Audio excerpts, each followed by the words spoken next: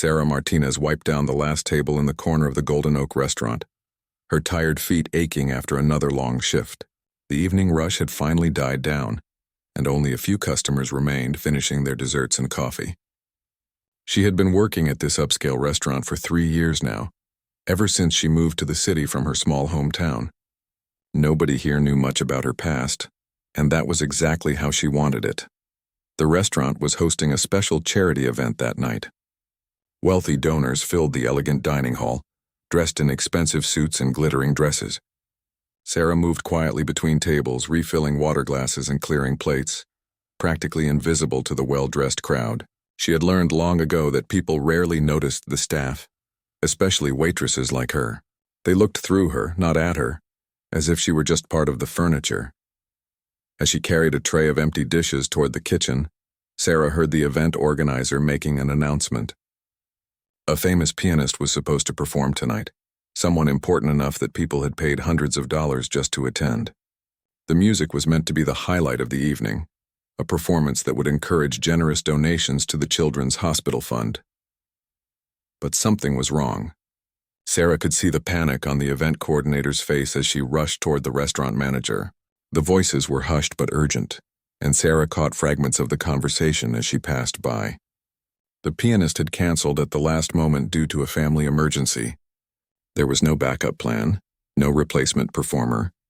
The organizer looked devastated, knowing that the evening's success depended heavily on the promised entertainment.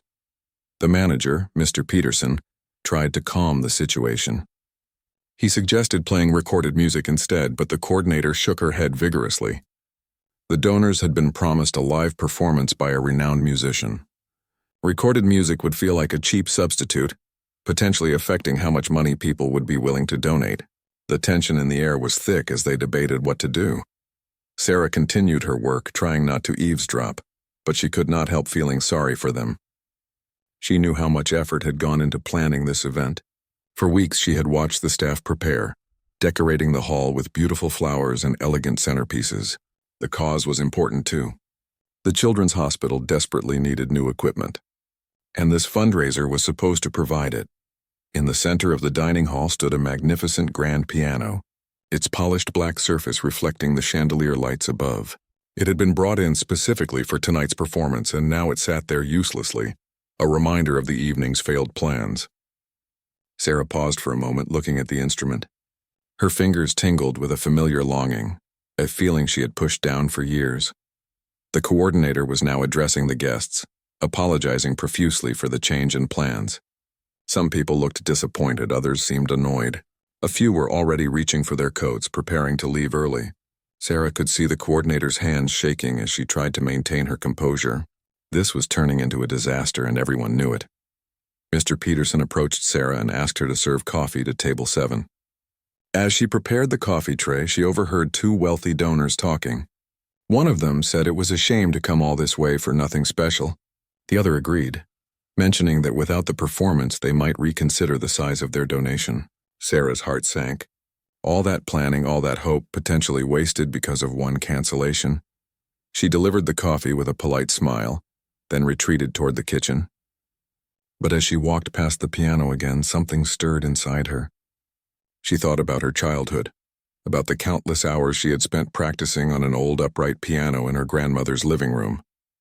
Music had once been her whole world, her dream, her identity. But life had taken her in a different direction, or rather, she had chosen a different path after a painful rejection from a prestigious music school. Sarah remembered the letter she had received 10 years ago, the one that crushed her dreams. The conservatory had deemed her not good enough, not special enough, not worthy of their program. The rejection had hurt so badly that she had walked away from music entirely, telling herself that if she could not be the best, she would rather be nothing at all. She had packed away her sheet music, stopped practicing, and eventually stopped playing altogether. Her grandmother had been heartbroken when Sarah gave up piano. The old woman had saved for years to pay for Sarah's lessons, believing wholeheartedly in her granddaughter's talent. But after the rejection, Sarah could not bear to touch a piano again. It reminded her too much of her failure, of the dream that would never come true, so she had found other work, other ways to survive, and tried to forget the girl who once lived for music. Now 3 years into her job as a waitress, Sarah had built a simple life. She paid her bills, sent money to her aging grandmother, and kept to herself. Her coworkers knew nothing about her musical background. To them, she was just quiet Sarah, reliable and hardworking but unremarkable. She preferred it that way, hiding behind her apron and her silence, safe from judgment and disappointment. But tonight, looking at that beautiful piano sitting silent and unused, something began to crack in the wall she had built around her heart. The instrument seemed to be calling to her, whispering of melodies forgotten but not lost. Sarah tried to push the feeling away, reminding herself of all the reasons she had for staying invisible, for keeping her past buried. Yet the longing grew stronger with each passing moment, a hunger she had denied for far too long. The coordinator had given up trying to salvage the situation and was now focused on damage control. She announced that dinner would continue as planned and asked everyone to enjoy the meal despite the unfortunate change in entertainment. The atmosphere in the hall had shifted from anticipation to disappointment. Conversations were quieter now, less enthusiastic. Several people were checking their phones, clearly counting the minutes until they could politely leave. Sarah busied herself clearing more tables, but her eyes kept drifting back to the piano. Her fingers remembered things her mind had tried to forget. They remembered the feel of ivory keys, the weight required for each note, the way certain chords could make your whole body vibrate with their resonance. She could almost hear the music in her head, pieces she had learned years ago, melodies that had become part of her soul. A small girl at table 3 caught Sarah's attention. The child, maybe 7 or 8 years old, was staring at the piano with obvious fascination. Her mother was busy talking to other adults, but the little girl seemed mesmerized by the instrument. She turned to her mother and asked in a clear, carrying voice why nobody was playing the pretty piano. The mother shushed her gently, explaining that the piano player could not come tonight. The girl looked so disappointed that Sarah felt her heart squeeze. This child reminded her of herself at that age, when discovering music had felt like finding a secret door to another world. She remembered her own childhood wonder, the magic she had felt the first time her grandmother let her touch the piano keys. That innocent joy had been pure and uncomplicated, untainted by rejection or fear. Mr. Peterson was now moving through the hall trying to keep spirits up, ensuring the kitchen staff delivered perfect service to compensate for the lack of entertainment. He caught Sarah's eye and gave her an encouraging nod. He was a good boss, fair and respectful, and she did not want to let him down. But she also knew that no amount of excellent service could replace what had been promised tonight. As Sarah entered the kitchen to pick up another order, she found her co-worker Maria looking worried. Maria had been counting on this event too. She had a sick brother who needed expensive medication, and she had hoped that the generous tips from tonight's wealthy crowd might help cover some of his medical bills. Now, with guests preparing to leave early, those hoped-for tips were evaporating. Sarah thought about all the people depending on this night's success. The children's hospital waiting for equipment, Maria and her brother, the restaurant's reputation, the coordinator who had worked so hard, even that little girl who had wanted to hear the piano. So many people, all disappointed by circumstances beyond anyone's control. It seemed so unfair, especially when there was a solution standing right there in the middle of the room. But could she really do it? Could she walk out of the shadows she had hidden in for 3 years and expose herself to the judgment she feared most? What if she was rusty? What if she made mistakes? What if people laughed or worse, looked at her with pity? The voices of her old fears whispered loudly, reminding her of that rejection letter, of the pain that had made her quit music in the first place. Yet another voice, quieter but insistent, reminded her of why she had loved music originally. It was not about being perfect or impressing prestigious schools. It was about the pure joy of creating something beautiful, of touching people's hearts, of expressing feelings too deep for words. Her grandmother had always said that real music came from the soul, not from fancy certificates or famous teachers. Sarah set down her tray and took a deep breath. Before she could overthink it, before fear could paralyze her again, she walked toward Mr. Peterson. Her heart was pounding so hard she thought everyone must be able to hear it. Her hands were trembling slightly and her mouth felt dry. But she kept walking, step by step, until she stood in front of her manager. He looked at her with mild surprise. Sarah rarely initiated conversations with him beyond work necessities. She was always professional but quiet, keeping interactions brief and focused on her tasks. Now here she stood, clearly wanting to say something, her nervous energy obvious to anyone paying attention. Sarah opened her mouth, then closed it again. The words felt stuck in her throat, weighted down by years of silence. She glanced at the piano, then back at Mr. Peterson. He waited patiently, sensing this was important. Finally, in a voice barely above a whisper, Sarah managed to speak. She told him that she could play the piano. She could perform for the guests if he would allow it. Mr. Peterson's eyebrows rose in genuine shock. He had known Sarah for 3 years and had never heard anything about musical ability. He studied her face, trying to determine if she was serious or perhaps making a joke. But Sarah's expression was earnest, if terrified. There was something in her eyes, a mixture of fear and determination, that convinced him she was telling the truth. He asked her if she was certain, if she really could handle performing in front of such a demanding crowd. These were sophisticated people, many of them patrons of the arts used to professional-level performances. Sarah hesitated, then nodded slowly. She could not promise perfection, but she could promise music. She could give them something real, something from the heart. That would have to be enough. Mr. Peterson looked at the departing guests, at the disappointed coordinator, at the silent piano representing a failed evening. Then he looked back at Sarah, this quiet waitress who had just revealed an unexpected secret. He made a quick decision. They had nothing to lose at this point. If Sarah could play even a few simple pieces, it would be better than nothing. He agreed to let her try. Sarah felt a wave of panic mixed with relief. She had committed now. There was no backing out. Mr. Peterson went to speak with the coordinator while Sarah stood frozen, trying to calm her racing heart. What had she just done? In a few moments she would be sitting at that piano, exposed to the judgment of dozens of strangers. Every mistake would be heard. Every imperfection would be noticed. The coordinator approached her, desperate hope in her eyes. She asked Sarah what she could play, what experience she had. Sarah explained briefly that she had studied piano seriously in her youth, but had not performed publicly in many years. The coordinator looked uncertain but nodded. At this point, any attempt was better than none. She announced to the guests that there would be a performance after all, by a local musician. Sarah noticed she did not mention that the local musician was actually their waitress. Perhaps that was for the best. It gave Sarah a tiny bit of anonymity, at least initially. She removed her apron with shaking hands, smoothed down her simple black work dress, and walked toward the piano. Every step felt surreal, as if she were moving through a dream. The conversations in the hall gradually quieted as people noticed someone approaching the instrument. When Sarah reached the piano, she stood beside it for a moment, just looking at the keys.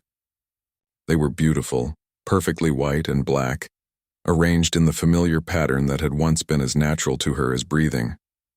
She pulled out the bench and sat down, adjusting the height slightly. The familiar motions came back automatically, muscle memory from thousands of practice sessions long ago. She placed her hands on the keys, feeling their cool smoothness beneath her fingertips. The hall was almost silent now. Everyone was watching, waiting. Sarah closed her eyes and took one more deep breath. Then she began to play. The first notes flowed from the piano like water finding its course after years of drought. Sarah had chosen a piece by Chopin, one she had loved dearly as a teenager, a nocturne that was both technically challenging and deeply emotional. Her fingers found the keys with surprising accuracy, the muscle memory stronger than she had dared hope. The opening measures were soft and gentle, establishing a mood of quiet contemplation. As she played, something remarkable happened. The fear that had gripped Sarah began to dissolve, replaced by the pure joy she had forgotten music could bring. The notes seemed to play themselves, flowing through her rather than from her. She was no longer Sarah the waitress, invisible and afraid.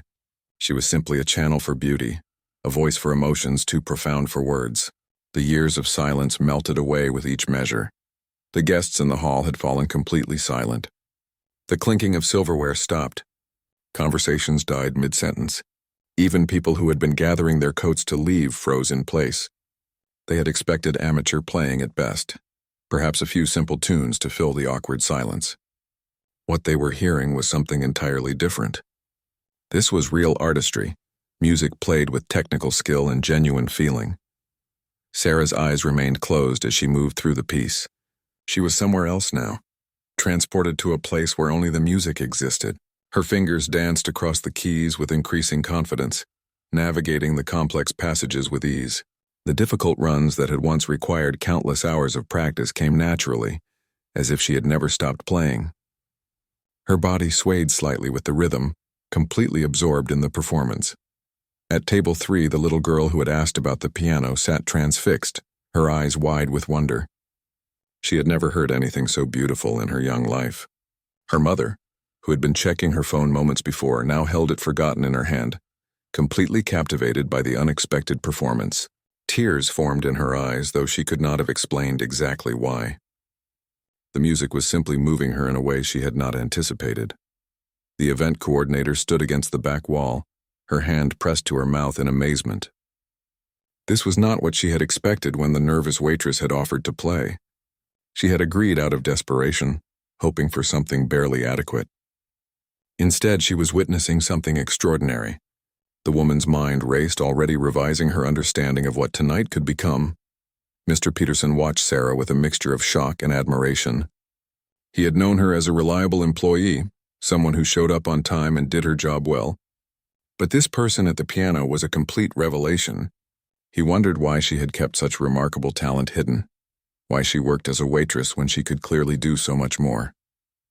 There had to be a story there, something that had brought her to his restaurant instead of to a concert hall. Maria peeked out from the kitchen, having heard that Sarah was playing. She stood in the doorway, stunned. She and Sarah had worked together for 2 years, sharing breaks and occasional conversations, but Sarah had never mentioned anything about music. Maria felt a pang of sadness, realizing how little they really knew about each other, how people could work side by side every day and remain strangers. The nocturne built to its emotional climax, the melody soaring over rich harmonies. Sarah's face reflected the passion of the music, her features transformed by concentration and feeling. This was what had been missing from her life, this sense of purpose and connection. For years, she had told herself that walking away from music was necessary, a form of self-protection. Now she realized it had been more like cutting off a limb. She had survived, but she had not truly lived. As the final notes of the nocturne faded into silence, Sarah slowly opened her eyes. For a moment, the hall remained completely quiet. Then someone began to clap. Within seconds, the entire room erupted in applause. People stood from their tables, applauding enthusiastically, some wiping tears from their eyes. The sound was almost overwhelming after the intimate quietness of the music. Sarah looked up, startled by the response. She had been so lost in the playing that she had almost forgotten about the audience. Now, seeing their faces, seeing their genuine appreciation, she felt a warmth spread through her chest. This was what she had missed. Not the applause itself, but the connection, the ability to touch others through music, to create moments of shared beauty. The little girl at table 3 was clapping so hard her hands were turning red. She turned to her mother excitedly, declaring that she wanted to learn piano just like the lady. Her mother smiled through her tears and nodded, thinking that this unexpected performance might have just changed her daughter's life. Sometimes inspiration arrived from the most surprising sources. Before the applause could fully die down, Sarah made a decision. She had come this far. She had broken her silence, stepped out of her protective shell. Why stop now? She placed her hands back on the keys and began another piece, this time something more upbeat, a lively Mozart sonata that showcased different aspects of her skill. If she was going to do this, she would do it fully, hold nothing back. The guests settled back into their seats, delighted by this turn of events. What had seemed like a disappointing evening was transforming into something memorable. They were witnessing something rare and special, a genuine talent revealed in the most unexpected way. This was a story they would tell their friends, a moment that would stay with them far longer than any professional performance they had paid to see. As Sarah played the Mozart, her confidence grew with each phrase. Her fingers flew across the keys with precision and energy. The playful character of the music brought smiles to faces throughout the hall. This was different from the emotional depth of the Chopin, but equally impressive. It demonstrated the breadth of Sarah's abilities, her understanding of different musical styles and periods. The coordinator pulled out her phone and began recording. This was too good not to capture. She thought about the publicity this could generate, how this story of a waitress with extraordinary talent could attract attention to the charity cause. People loved stories like this, tales of hidden gifts and unexpected heroes. This could be even better for fundraising than the famous pianist would have been. Mr. Peterson made his way to the kitchen and instructed the staff to pause service. Everyone should be able to listen to this. The cooks and dishwashers gathered near the kitchen door, watching Sarah with amazement. Some of them had worked alongside her for years. They had shared jokes and complaints, celebrated birthdays and holidays together. Yet none of them had imagined that quiet Sarah possessed such incredible talent. The Mozart sonata concluded with a flourish, and again the applause was thunderous. But Sarah did not stop. She transitioned smoothly into another piece, then another. She played Beethoven and Debussy, Rachmaninoff and Gershwin. She played classical pieces and jazz standards, showing a versatility that kept the audience continuously engaged. Each piece was performed with the same combination of technical excellence and emotional authenticity. An hour passed, though it felt like mere minutes to everyone listening.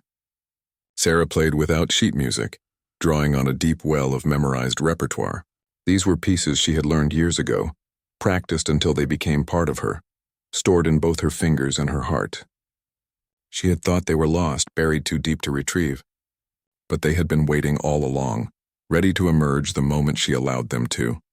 Guests who had planned to leave early now had no intention of going anywhere. They ordered more drinks, settled comfortably in their seats, and gave Sarah their complete attention. The staff moved quietly through the hall, providing service without disrupting the music. The entire atmosphere had transformed from disappointing to magical, all because one woman had found the courage to reveal her hidden gift.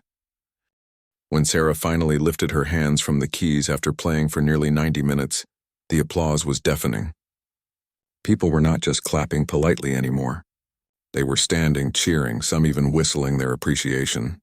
Several guests had tears streaming down their faces, moved beyond words by what they had witnessed. This was not simply good playing. This was artistry of the highest order, made even more powerful by its unexpected source. Sarah stood up from the piano bench, feeling dizzy and overwhelmed. Her legs were shaky, partly from nerves and partly from the emotional intensity of what she had just experienced. She had opened something inside herself that had been locked away for years, and now she felt raw and exposed.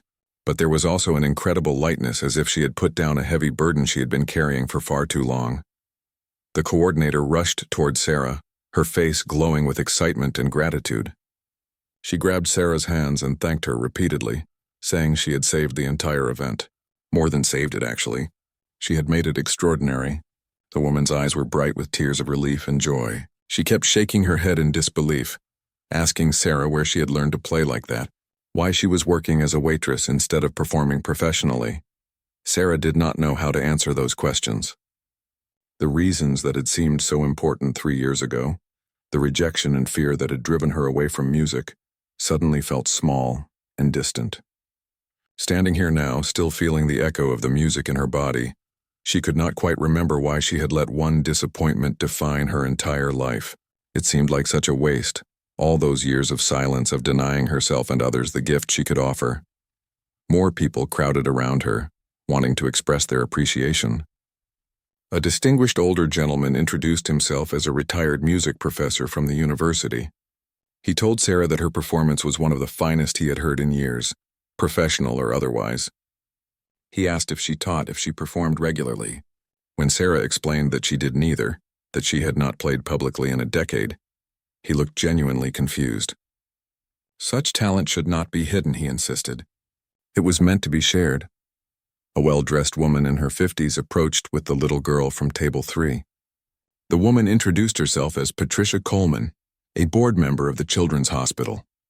Her daughter, Emma, stood beside her, looking at Sarah with open adoration. Emma announced that she wanted to be just like Sarah when she grew up.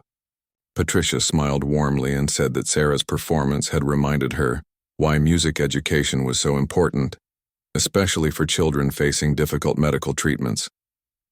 Music had healing power, she said, and Sarah had just demonstrated that beautifully. Mr. Peterson managed to reach Sarah through the crowd of admirers. He looked at her with new respect and genuine concern. He asked if she was okay, knowing that this unexpected attention must be overwhelming for someone so private. Sarah nodded, though truthfully she was not sure what she was feeling. It was too much to process all at once. Relief, joy, fear, vulnerability, and a strange sense of coming home to herself after a long absence. Maria pushed through to give Sarah a fierce hug. She whispered that it was the most beautiful thing she had ever heard, and asked why Sarah had never told anyone about her talent. Sarah hugged her back tightly but had no good answer.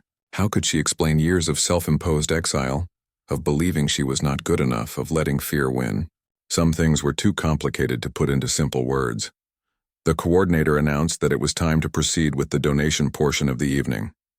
She spoke about the children's hospital, the equipment needed, the lives that could be improved with proper funding. But then she did something unexpected. She told the guests about Sarah, about how this incredible musician worked as a waitress at the restaurant, about how she had stepped up to save the event when the professional pianist canceled. She painted Sarah as a kind of hero, someone with extraordinary gifts who remained humble and giving. Sarah felt her face burn with embarrassment as all eyes turned to her again. She had not wanted to be the center of attention like this. She had only wanted to help, to prevent the evening from being a complete failure. But the coordinator was framing her story in a way that made it seem more noble than it was. Sarah wanted to protest, to explain that she was not heroic at all, just someone who had made mistakes and was trying to do one small thing right. But the coordinator's strategy was working.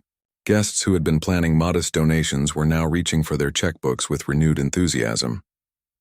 The music had opened their hearts, and Sarah's story had touched them deeply. They wanted to support a cause championed by someone so talented yet so humble.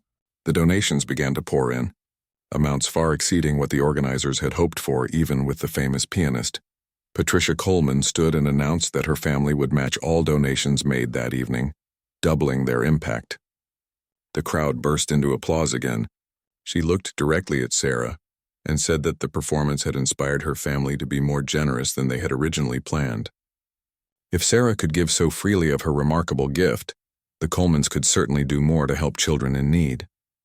By the time the donation period ended, the total raised was 3 times the original goal. The coordinator was crying openly now, overcome with gratitude and relief. The hospital would get everything it needed and more. Medical equipment that seemed out of reach was now a reality. Children would receive better care because of this one evening, because of the music that had opened hearts and wallets alike. As the formal event concluded, many guests lingered, reluctant to leave. They gathered in small groups, talking animatedly about the performance. Several approached Sarah with business cards, asking her to play at their events, to give private concerts, to teach their children. A wedding planner begged for her contact information, saying brides would pay well for such beautiful ceremony music. A hotel manager offered her a regular weekend gig in his establishment's lounge. Sarah accepted the cards politely, but felt overwhelmed by all the offers and attention. Just hours ago, she had been invisible, moving through the restaurant unnoticed.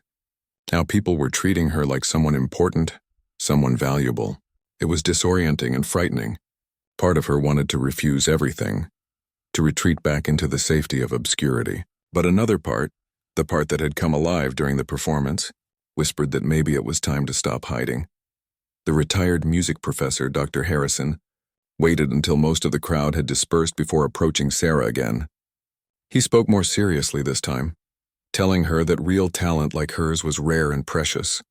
He understood that she must have reasons for stepping away from music, but he hoped she would reconsider. The world needed beauty, needed art, needed people willing to share their gifts. He handed her his card and asked her to call him if she ever wanted to talk about returning to serious musical study. Emma, the little girl, came back one more time before leaving with her mother. She looked up at Sarah with shining eyes and said it was the most beautiful thing she had ever heard in her whole life. She asked if Sarah would teach her to play piano someday. Sarah felt tears prick her eyes as she knelt down to the child's level. She told Emma that if she really wanted to learn, she should pursue it with all her heart, and never let anyone tell her she was not good enough. The words were as much for her younger self as for the child in front of her. As the last guests finally departed, Sarah stood in the now quiet hall, still feeling the adrenaline and emotion coursing through her. The piano sat silent again, but it seemed different now, No longer a painful reminder of abandoned dreams, but a door that had reopened, offering a path she had thought was closed forever. She ran her fingers lightly across the keys one more time, feeling their familiar smoothness, acknowledging the gift they represented. Mr. Peterson approached with a bottle of champagne and 2 glasses. He poured for both of them and raised his glass in a toast. To hidden talents revealed, he said. To courage, to taking chances, and to the most memorable night in the restaurant's history. Sarah clinked her glass against his, still hardly believing what had just happened. She had stepped out of her self-imposed prison of fear, and instead of the disaster she had always imagined, she had found something wonderful waiting on the other side. The next morning, Sarah woke up feeling like she had dreamed the entire evening. But the stack of business cards on her nightstand and the dozens of notifications on her phone proved it had been real. The coordinator had tagged her in social media posts about the event, and the videos of her performance were already being shared widely. People were calling her an inspiration, a hidden gem, a true artist. The attention was both thrilling and terrifying. Sarah made coffee with shaking hands and sat down to watch one of the videos someone had posted. Seeing herself at the piano from an outside perspective was strange. She looked focused and confident in the video, nothing like how she had felt internally. The comments below were overwhelmingly positive. People she had never met were saying beautiful things about her music, about her courage, about her story. Some comments made her cry, particularly ones from other musicians who had given up their dreams and felt inspired to try again. There was a text from Maria asking if Sarah wanted to meet for breakfast. When they sat down together at their favorite diner an hour later, Maria immediately demanded to know the whole story. How had Sarah learned to play like that? Why had she never mentioned it? What had made her give it up? Sarah tried to explain haltingly about the rejection from the conservatory, about feeling like a failure, about deciding it was easier to quit than to keep facing potential disappointment. Maria listened without judgment, but when Sarah finished, she asked a simple question. Did Sarah regret quitting? Sarah thought about it honestly. She had lost 10 years with music, 10 years of growth and joy and connection. Those years could never be recovered, but she had also learned things during that time, gained perspective she might not have otherwise. Still, the answer was yes. She did regret it. She regretted letting fear make her decisions. Regretted believing that one rejection defined her worth.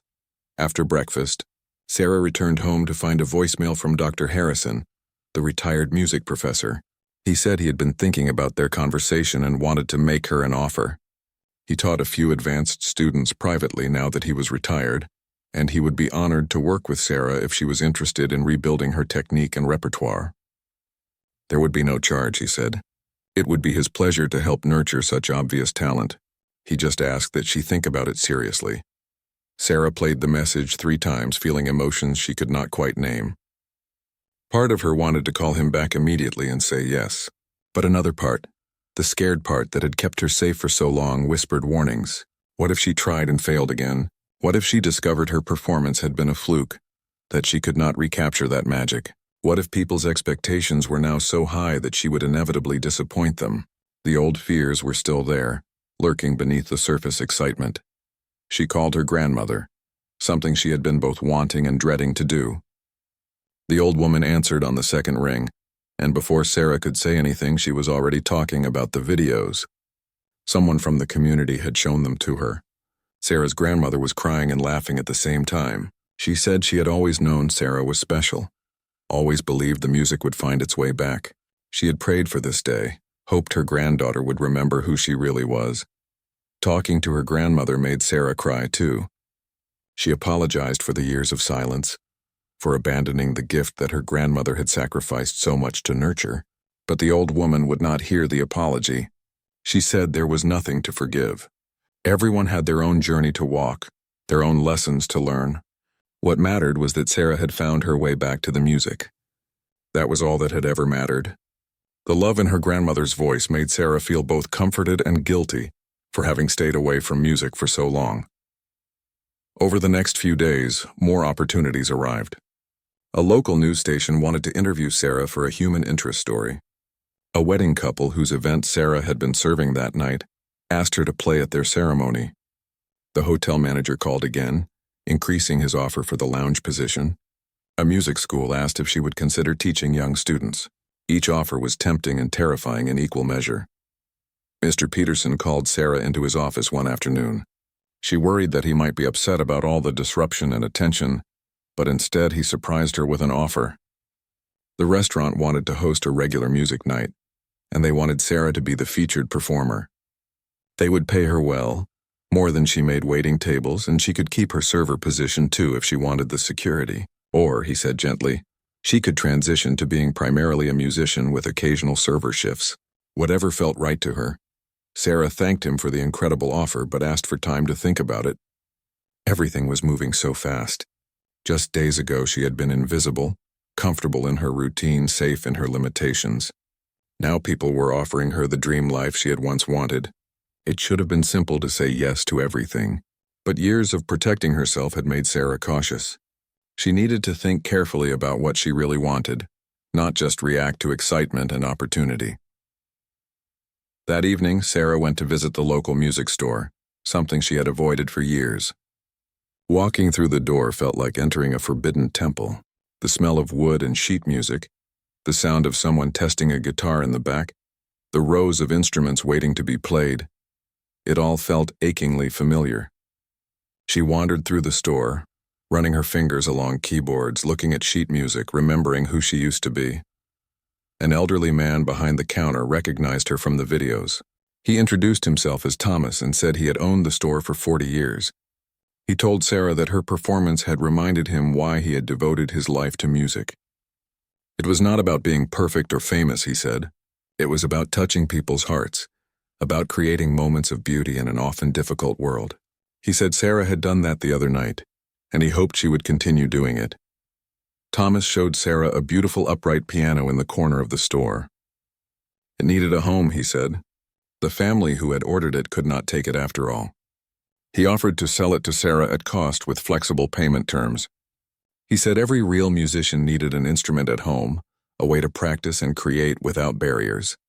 Sarah ran her hands over the polished wood, pressed a few keys, and felt something settle in her chest. She told Thomas she would think about it. Walking home that night, Sarah noticed things she had stopped seeing. A street musician playing guitar on the corner. Children singing in a playground. Music drifting from open windows. The world was full of music, always had been. She had just closed herself off from it, building walls that kept her safe but also kept her isolated from something essential. The performance at the restaurant had not just reconnected her to her own gift. It had reconnected her to the music all around her, always present, always inviting her to participate. When Sarah arrived home, she found a letter that had been slipped under her door.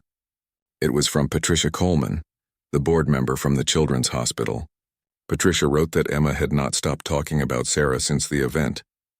The little girl had asked to start piano lessons, inspired by what she had witnessed.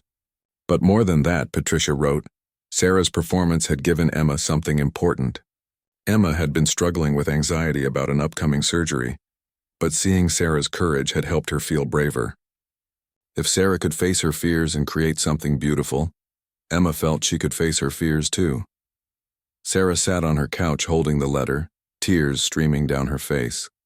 This was what she had forgotten during all those years of hiding. Music was not just about personal achievement or avoiding failure. It was about connection, about giving something to others, about being part of something larger than herself. Her grandmother had tried to teach her this, but Sarah had been too hurt and scared to understand. Now finally, she was beginning to see it clearly. She thought about Emma facing surgery, drawing courage from a waitress playing piano. She thought about the little girl wanting to learn music because she had been inspired. She thought about the donations that would buy medical equipment, about hearts that had been opened, about beauty that had been created in an evening that could have been disappointing. One decision to stop hiding had rippled outward in ways Sarah never could have imagined. Sarah pulled out her phone and looked at Dr. Harrison's number. Then she looked at Thomas's business card from the music store. She thought about Mr. Peterson's offer, about all the opportunities that had emerged in just a few days. Her head spun with possibilities and decisions, but beneath the confusion and fear there was something else, a quiet certainty, a sense that she was standing at a crossroads and this time she had the chance to choose differently than she had before. Sarah spent the weekend alone, thinking deeply about her next steps. She made lists of pros and cons, tried to imagine different futures, weighed practical concerns against deeper desires. But the more she analyzed, the more confused she became. Finally, she realized she was approaching this the wrong way. This was not a decision to be made with logic alone. She needed to listen to something deeper, to the part of herself that had come alive at the piano that night. On Sunday morning, Sarah returned to the music store. Thomas greeted her warmly and showed her the upright piano again. This time, Sarah sat down and played. The instrument had a beautiful tone, warm and resonant. As her fingers moved across the keys, playing a piece she had performed at the charity event, Sarah felt the same sense of rightness she had experienced that night. This was not just something she could do. It was something she needed to do, something essential to who she was. She told Thomas she would buy the piano. They arranged delivery for the following week and worked out a payment plan that Sarah could manage. Walking out of the store, having committed to bringing music permanently back into her life, Sarah felt both terrified and exhilarated. There was no going back now. She had made a choice that would change everything. Next, Sarah called Dr. Harrison. When he answered, she told him she would be honored to study with him if the offer still stood. The professor's joy was audible through the phone. He said they could start the following week, and he would create a curriculum tailored to help Sarah rebuild and advance her skills. He also mentioned that he had connections in the local music community and might be able to help her find performance opportunities when she was ready. That afternoon, Sarah met with Mr. Peterson at the restaurant. She told him she wanted to accept his offer of the music nights, but with a request. She wanted to continue working regular server shifts for now. She needed the stability while she rebuilt her musical life. She was not ready to rely entirely on performing. Mr. Peterson agreed immediately. He said the restaurant would advertise the music nights, and Sarah could transition to more performance and less serving as she felt comfortable. Maria was thrilled when Sarah told her the news. She said it was about time Sarah stopped hiding. But then she asked a question that struck deep. What about the rejection from the conservatory? Had Sarah made peace with that? Sarah admitted she had not. That old wound still hurt when she thought about it. Maria pointed out gently that Sarah might want to address that pain rather than let it lurk in the background. Otherwise, it might sabotage her again when things got difficult. Sarah knew Maria was right. She had never really dealt with the rejection, just buried it and tried to forget. But buried pain did not disappear. It shaped decisions and limited possibilities, operating from the shadows. If Sarah was going to truly move forward, she needed to make peace with her past. She decided to write a letter to her younger self, the girl who had received that rejection and felt like her world was ending.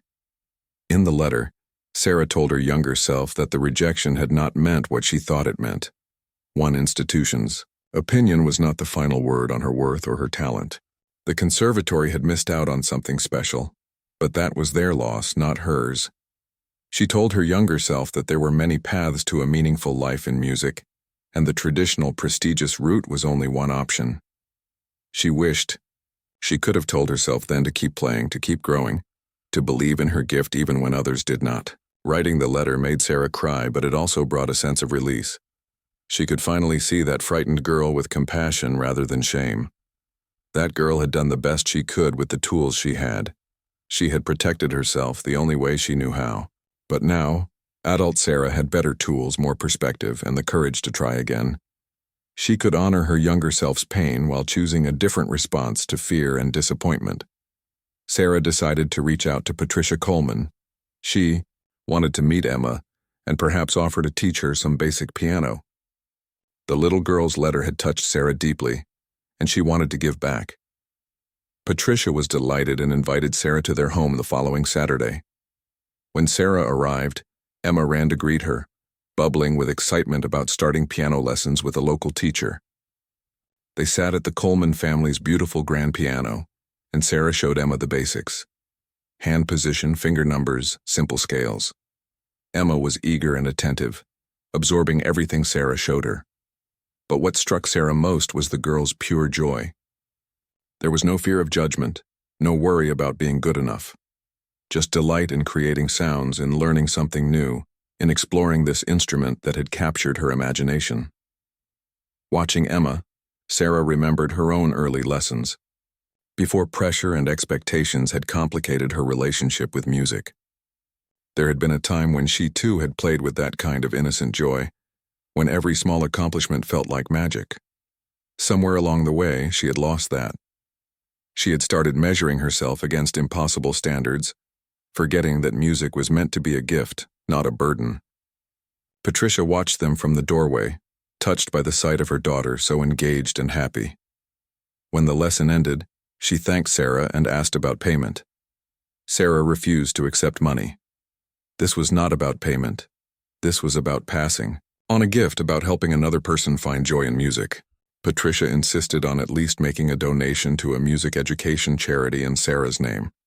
Sarah agreed to that compromise. As Sarah was leaving, Patricia mentioned that the hospital foundation was planning another fundraising event in 3 months. They wanted Sarah to perform again, this time as the featured entertainment from the beginning. They would pay her properly as a professional musician. Would she be interested? Sarah felt a flutter of nerves but also excitement. 3 months would give her time to prepare with Dr. Harrison to polish her skills and build her confidence. She said yes. The piano was delivered to Sarah's apartment the following Tuesday. The delivery men placed it against the wall in her living room, and suddenly the small space felt completely transformed. The instrument dominated the room, impossible to ignore, a constant reminder of the commitment Sarah had made. That night, she sat down and played for hours, working through pieces she had once known well, relearning music that had been buried in her memory. Her first lesson with Dr. Harrison was both humbling and encouraging. He identified technical issues that had developed during her years away from regular practice, but he also praised her natural musicality and her interpretive instincts. With consistent work, he said, she could reach a level even higher than before. They established a practice routine and began planning repertoire for her upcoming performance at the hospital fundraiser. The restaurant's first music night was advertised in local papers and on social media. Sarah was nervous about whether people would actually come, whether the magic of that first spontaneous performance could be recreated. But when the evening arrived, the restaurant was packed. People had come specifically to hear the waitress who had amazed everyone. Some were from the original charity event, bringing friends to share the experience. Others were curious locals who had heard the story. Sarah played for 2 hours, and the audience was captivated. She performed a mix of classical pieces and jazz standards, sometimes taking requests from the crowd. Between songs, she talked a little about the music, sharing stories and background that helped people connect with the pieces. She was learning to be not just a performer but also an entertainer, someone who could create an experience, not just demonstrate technique. After the performance, many people approached Sarah. Some wanted to book her for private events. Others simply wanted to thank her for sharing her gift. One woman, probably in her 70s, told Sarah that she had given up violin 50 years ago after a discouraging teacher told her she would never be good enough. Watching Sarah reclaim her music had inspired her to pick up the violin again. She was taking lessons from a new teacher, one who encouraged rather than criticized. It was never too late, she said, to find your way back to what you loved. Stories like that became common. Sarah heard from people all over who had abandoned dreams, given up on talents, let fear or discouragement define their choices. Many of them said that seeing Sarah's courage had given them permission to try again. She had become, without intending to, a symbol of second chances, of the possibility of reclaiming lost parts of yourself. The responsibility felt heavy sometimes, but also meaningful. 3 months passed in a blur of practice, lessons, performances, and growth. Sarah fell into a rhythm that felt both demanding and deeply satisfying. She worked server shifts 3 days a week for steady income and security. The other days were devoted to music. Practice sessions with Dr. Harrison, performance preparation, the weekly music nights at the restaurant, and now also teaching a handful of students, including Emma. Her life had become full in a way it had never been when she was just hiding in routine. The work was hard. There were days when Sarah's fingers ached from hours of practice. Times when a piece would not come together no matter how much she worked on it. Moments when the old fears returned, whispering that she was fooling herself, that she would fail again. But now she had tools to deal with those fears. Dr. Harrison taught her mental strategies for performance anxiety. Maria reminded her to celebrate progress rather than fixate on perfection. Her growing community of students and audience members reflected back the value of what she was creating. Emma had progressed remarkably in 3 months. The little girl practiced diligently and had a natural feel for music.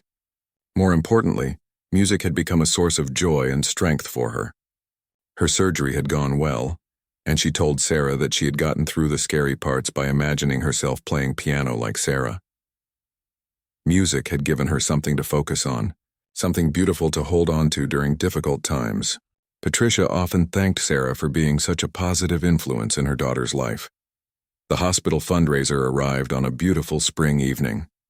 This time, Sarah was not a last-minute substitute but the planned main attraction. Her name was on the program. Posters advertising the event featured her photo at the piano. The pressure was different than the spontaneous performance 3 months earlier, but so was Sarah. She had prepared thoroughly. More importantly, she had learned to trust herself again, to believe that her gift had value regardless of anyone else's judgment. The event was held in the hospital's new wing, the one that had been made possible by donations from the previous fundraiser. Sarah arrived early to test the piano and get comfortable with the space. As she played through some scales and passages, medical staff members stopped to listen. Several of them thanked her, saying that the new equipment purchased with funds from her first performance had already made a difference in patient care. Knowing that her music had led to concrete help for sick children made the evening feel even more meaningful. The hall filled with guests, many of whom had been at the original charity dinner. They greeted Sarah like an old friend, excited to hear her play again. New faces mixed with familiar ones, drawn by the story that had spread through the community. The hall was packed, every seat filled with people standing along the walls. The hospital administrator opened the event by thanking everyone for coming and sharing what the previous fundraiser had accomplished before introducing Sarah. As Sarah sat at the piano, she felt calm in a way she never had before. The nervousness was there, but it no longer controlled her. She had learned that fear and courage could coexist, that you could feel scared and still move forward. She began with a Rachmaninoff prelude, the notes thundering through the hall with power and emotion. From the first measure, she had the audience completely. They were not just listening, but experiencing the music, allowing it to move through them. Sarah played for over an hour, varying the mood and style to keep the program engaging. Powerful classical pieces alternated with gentle nocturnes. Energetic jazz numbers provided contrast to contemplative modern compositions. She spoke briefly between some pieces, sharing what the music meant to her, making the performance feel personal and intimate despite the large crowd. People laughed at her stories and fell silent during the most emotional passages.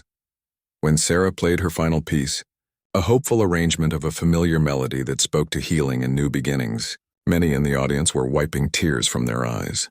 The music seemed to speak directly to what brought them together, the desire to help children heal, to create better futures, to turn compassion into action. As the last notes faded, the audience erupted into a standing ovation that lasted several minutes. Sarah stood and bowed, feeling grateful and humbled by the response. The donation portion of the evening exceeded all expectations once again. Inspired by the music and the cause, people gave generously. The hospital administrator announced that they had raised enough, not only for more equipment, but also to establish a music therapy program for pediatric patients. Sarah had not known this was being considered, and the news moved her deeply. Music would now be part of healing at the hospital, helping children cope with illness and treatment. Her gift would continue giving in ways she never imagined. After the formal event ended, Sarah was surrounded by well-wishers, but she noticed someone standing at the edge of the crowd waiting patiently. When the others dispersed, the woman approached. She introduced herself as Linda Chen, the admissions director from the conservatory that had rejected Sarah 10 years ago. Linda said she had heard about Sarah's performances and watched videos online. She wanted to apologize for the conservatory's decision years ago and to tell Sarah that they had been wrong. Linda explained that conservatories sometimes got too focused on narrow technical criteria, missing the deeper qualities that made someone a real artist. Sarah had those qualities in abundance: emotional depth, authentic connection with music, the ability to move audiences. Linda said that if Sarah were to apply now, the conservatory would be honored to admit her. They had a special program for adult students, and Sarah would be welcome to join if she was interested.